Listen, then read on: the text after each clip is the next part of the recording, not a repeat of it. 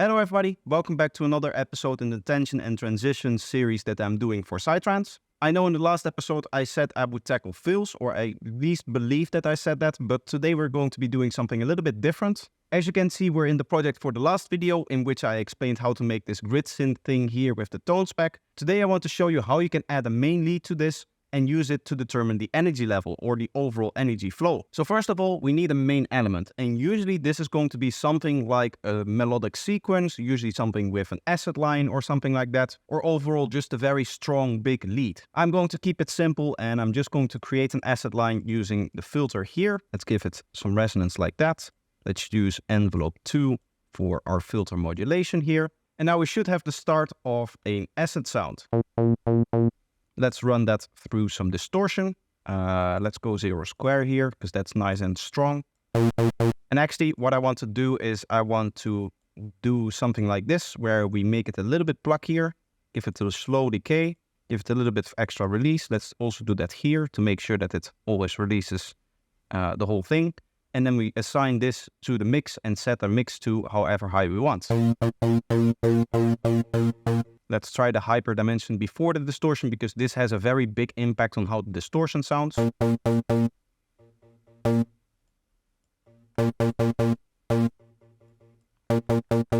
I like the extra crispiness that we're getting this way. I am going to set it to mono legato, and I'm going to give it a nice portamento time. Now real quick, if you want to support the channel, make sure that you're subscribed and that you like the video. Also, if you want to support me financially, you can do so by going to my Patreon and signing up there, or buying my products on Gumroad. Now I don't exactly know when this video is coming out. If it does come out before the 24th, then this is going to be your friendly reminder that the summer sale is still going on, and you can still get 30% off all of my products using code SUMMERSALE23. With that being said, let's get back into the video. Now let's get into the melody, and obviously this being a main element, we do want to make something kind of special here. I'm first going to lay out the rhythm that I have in mind, which is going to be something like this. And then here we'll do something extra special here. I'm going to add my supportive notes here as well. So now we have a melody that looks like this. I'm going to take this whole melody, and since we have some release in here, I'm going to do it like this, so we get the staccato feeling. And now obviously everything is in A sharp, so we have to change that. Let's go 1, 2, 3, 4, 5 here. 1, 2, 3, 4, 5 here. 1, 2, 3, 4, 5 here. And then 1, 2, 3, 4, 5, 6, 7 here. Now our main melody, this is going to go 1, 2, 3, 1, 1, 2, 3, 1, 2, 3, 4, 5, 1. Something like this. Obviously we can take this whole thing and set it to the right octave. You can still hear that it's a little bit boring. Let's take our higher notes here and let's make them a little bit longer. Let's actually go back here. Actually, you know what? We make this a little bit shorter, and then with our glide, we can make this part glide here like this. We assign it like this, and now we need to start with changing the energy level over time. I'm first going to remove any of the low frequencies so that we don't clash with the baseline, and then we can use this as our first parameter to increase the energy level over time. Now, an association that I personally make is that higher frequencies tend to be more energy. That's why I like the strong distortion on this, so that we get a lot of high frequencies already. But one of the ways that you can increase the amount of high frequencies that you have, kind of relatively speaking, is by decreasing the amount of low frequencies that you have, which we can do with a filter. So for example, we'll go up here like this, and then this will lead to having more higher frequencies here than we would have here or in this part or anywhere else along kind of the whole section. And of course, that is all relative. Now for this one, I do want a delay as well as a little bit of a reverb. So I'm just going to set that up quickly now. For the reverb, I'm going to go with a very, very short reverb here. Let's go with, I don't know, bedroom here. And then we'll just find one that we like. Let's set a lower dry wet. Length seems to be okay. And I don't want low frequencies in here.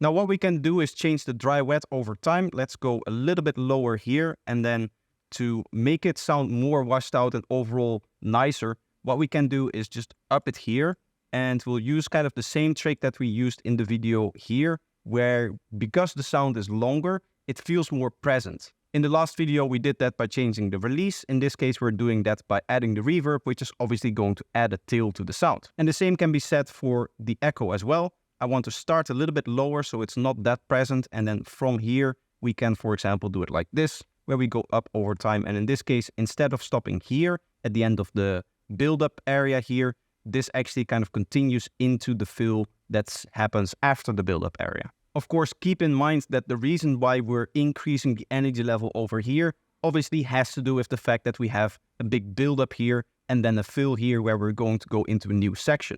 Next thing that we can do is play with the initial filter cutoff that we use for our sound. Let's set up a modulation for that, and let's use this to go down and then up and down and up again.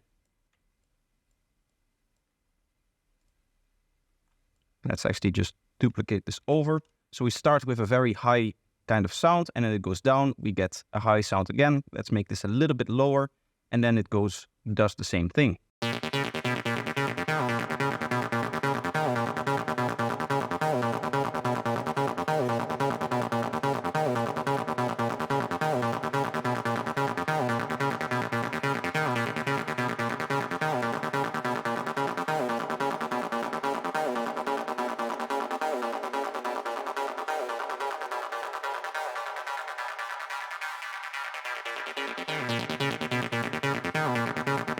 Overall, I want to do a little bit more processing. I'm going to do that with an OTT. And I'm just going to slap that in front here to make sure that the low frequencies that are boosted here are actually being cut out still. And then we set up kind of a parallel version like this.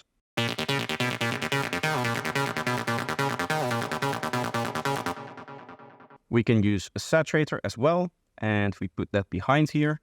Give it a little bit of drive, so we're actually clipping it a little bit, and then use the soft clip to make sure that we don't go above 0. And then to increase the energy level over time even more, I'm going to also automate the high cut here, or the low pass, whatever you like. And in this case, what that's going to do is it's just going to chop off the very high frequencies here at the beginning, and obviously over time letting them through more and more and more, which means that overall the energy level of this part is constantly increasing.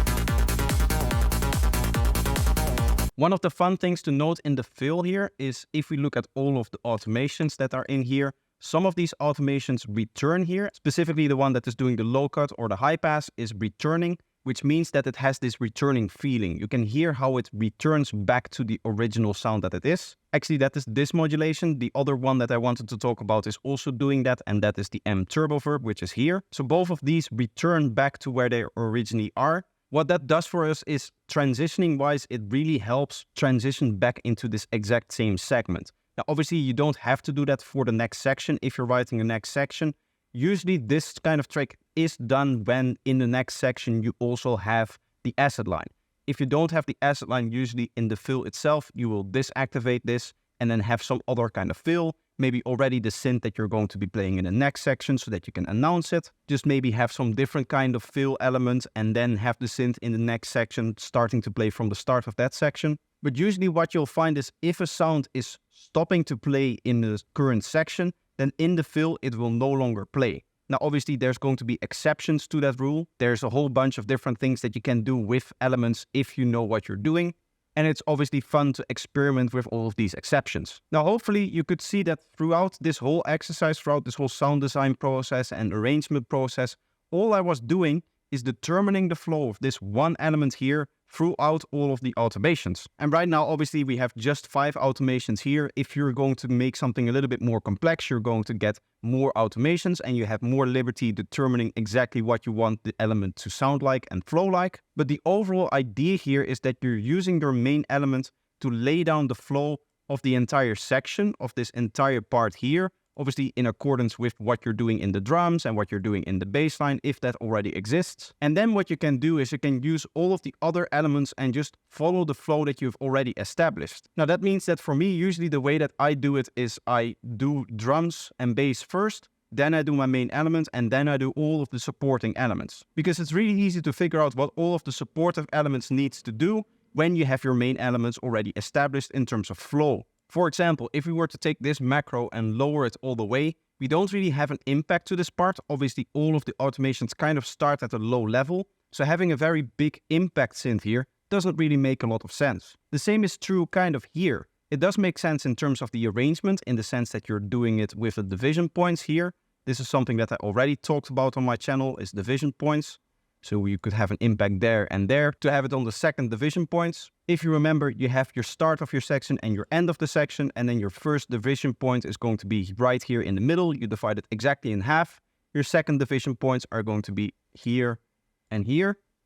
So it would make sense to have an impact there if you're just looking at the division points and just looking at like standard arrangement rules. But from an energy flow perception, it doesn't really make sense because this is a low point in your main element. What could be much more effective here is a little sweep or a smaller impact, something that isn't that aggressive, because the main synth isn't that aggressive here. That does mean that in this situation, for example, right here and right here could be better candidates for having a big, strong impact sound if you want high energy from your one-shots as well. So that's going to be it. Hopefully this was helpful, even though this wasn't what I had initially planned. I'm going to cover the fills in the next episode of this series. So if you want to see that, make sure that you're subscribed to the channel. But that's going to be it for now. I hope you enjoyed the video and I hope to see you in the next one. Bye bye.